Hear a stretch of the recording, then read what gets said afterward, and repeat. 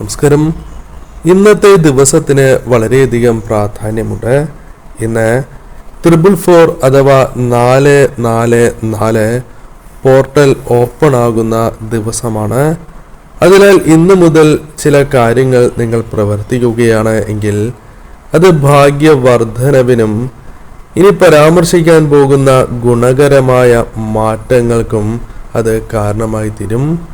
ആഗ്രഹങ്ങൾ നടക്കുന്നതിനും, അതായത് മനസ്സിൽ വിചാരിച്ചിരിക്കുന്ന ആഗ്രഹങ്ങൾ ജീവിതത്തിൽ നിറവേറ്റുവാൻ നിങ്ങൾക്ക് സാധിക്കും. എന്തെല്ലാം കാര്യങ്ങളാണ് ഇന്നു മുതൽ ചെയ്യേണ്ടത് എന്ന കാര്യം നോക്കാം, അതേക്കുറിച്ച് മനസ്സിലാക്കാം. എവരും ഓം വജ്രഘോഷം എന്ന് കമന്റ് ബോക്സിൽ രേഖപ്പെടുത്തി വധിക്കൂ. ഇന്നു മുതൽ 44 ദിവസങ്ങളാണ് നിങ്ങൾ ശ്രദ്ധ പുലർത്തേണ്ടത്.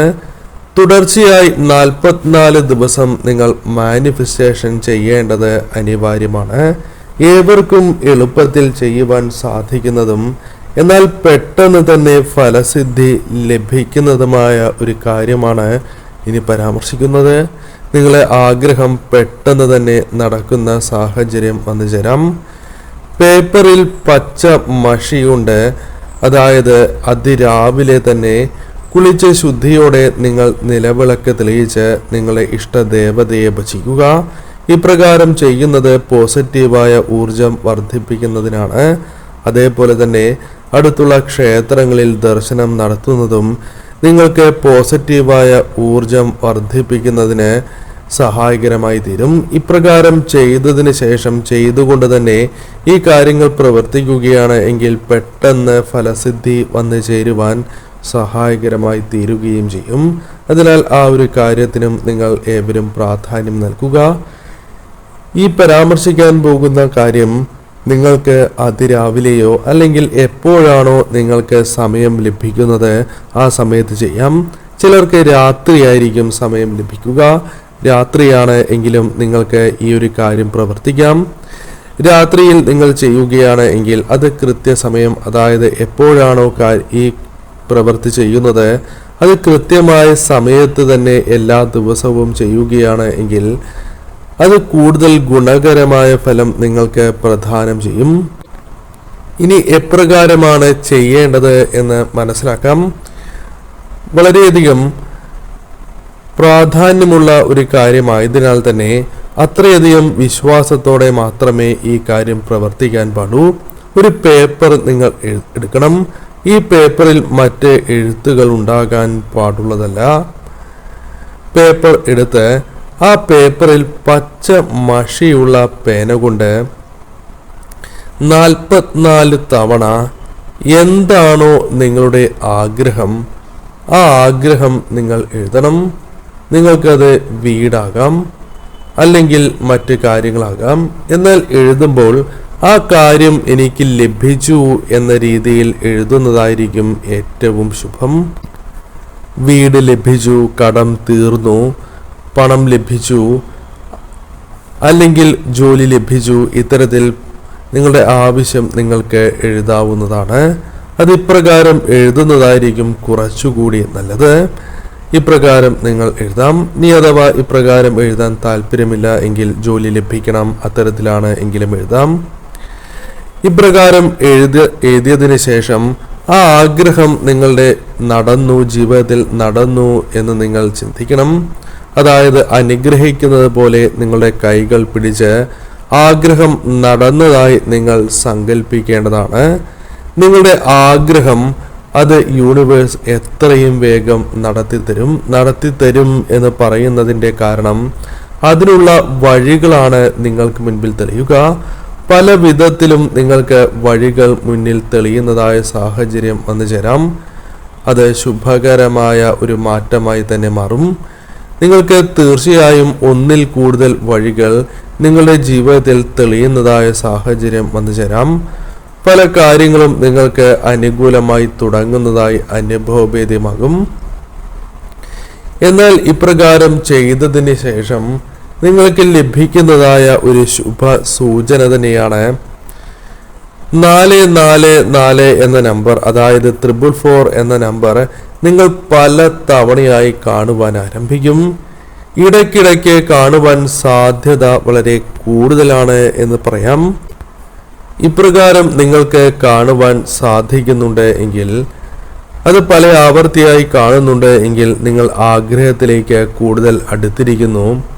അതിനുള്ള സാഹചര്യങ്ങൾ പെട്ടെന്ന് തന്നെ ജീവിതത്തിലേക്ക് കടന്നു വരും എന്നൊരു സൂചനയായി ഇതിനെ അർത്ഥമാക്കുവാൻ സാധിക്കുന്നതുമാണ്.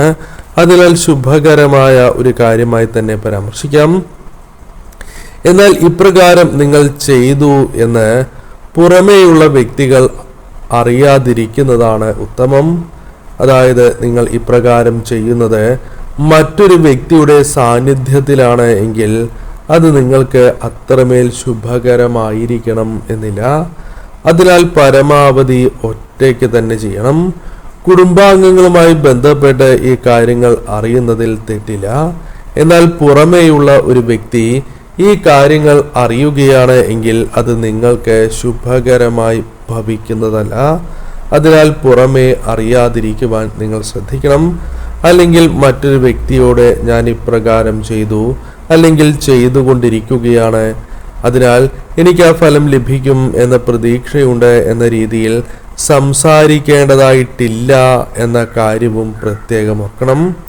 നിങ്ങൾ തീർച്ചയായും ഈ ഒരു കാര്യത്തിലും ശ്രദ്ധ പുലർത്തുക. അപ്പോൾ 44 തവണ നിങ്ങൾ നിത്യവും എഴുതണം.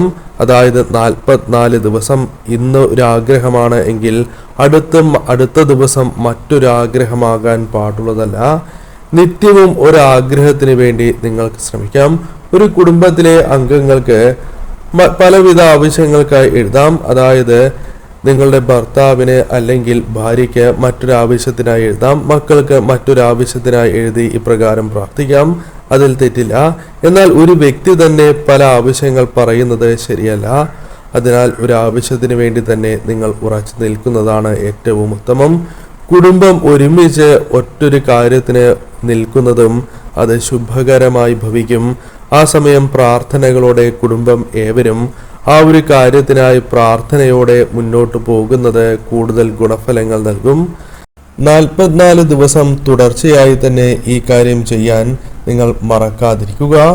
പ്രധാനമായും നിങ്ങളുടെ സ്നേഹം, അതായത് സ്നേഹബന്ധം കൂടുതൽ ഊഷ്മളമാകും. കരിയറുമായി ബന്ധപ്പെട്ട കാര്യങ്ങൾ അനുകൂലമാകാം. ധനപരമായ നേട്ടങ്ങൾ, അത്തരം കാര്യങ്ങൾ ശക്തിപ്പെടുത്തുവാൻ നിങ്ങൾക്ക് 444 എന്ന നമ്പർ സഹായകരമായി തീരും. 4 എന്നൊരു നമ്പർ സ്ഥിരത, അതേപോലെ തന്നെ കഠിനാധ്വാനം തുടങ്ങിയ കാര്യങ്ങൾ, അല്ലെങ്കിൽ നിങ്ങളുടെ കഠിനാധ്വാനത്തിന് ഫലം ലഭിക്കുന്നതായ സാഹചര്യങ്ങൾ വന്നു ചേരാം. ലക്ഷ്യങ്ങൾ നേടുവാനും ബന്ധങ്ങൾ കൂടുതൽ ദൃഢമാകുവാനും വിശ്വാസ വർധനവ് വന്നു ചേരുവാനും ഈ നമ്പർ നിങ്ങളെ സഹായിക്കുന്നതാണ്. അതിനാൽ തീർച്ചയായും പൂർണ്ണ വിശ്വാസത്തോടെ നിങ്ങൾ പ്രവർത്തിക്കുകയാണ് എങ്കിൽ ആ കാര്യങ്ങൾ നിങ്ങൾക്ക് കൂടുതൽ ഗുണഫലങ്ങൾ നൽകും. ഓരോ ദിവസവും എഴുതിയതിന് ശേഷം ഈ പേപ്പർ മടക്കി നിങ്ങൾക്ക് പൂജാമുറിയിൽ സൂക്ഷിക്കാം. അല്ലെങ്കിൽ ശുദ്ധിയുള്ള ഒരിടത്ത്, വൃത്തിയുള്ള ഇടത്ത് സൂക്ഷിക്കാം. ഇപ്രകാരം 44 ദിവസവും നിങ്ങൾ തുടർച്ചയായി ഇപ്രകാരം ചെയ്തുകൊണ്ടേ ഇരിക്കുക. 44 ദിവസങ്ങൾക്ക് ശേഷം നിങ്ങൾക്ക് ഈ പേപ്പർ മടക്കി ആരും ചവിട്ടാത്തിടത്ത് കളയാവുന്നതാണ്. അല്ലെങ്കിൽ വെള്ളത്തിൽ, ജലത്തിൽ ഒഴുക്കി കളയുകയും ചെയ്യാം. എന്നാൽ കത്തിച്ച് കളയാതിരിക്കുവാൻ നിങ്ങൾ ശ്രദ്ധിക്കേണ്ടത് അനിവാര്യമാണ്. ഈ കാര്യങ്ങൾ പൂർണ്ണ വിശ്വാസത്തോടെ തന്നെ ഏവരും ചെയ്യുക.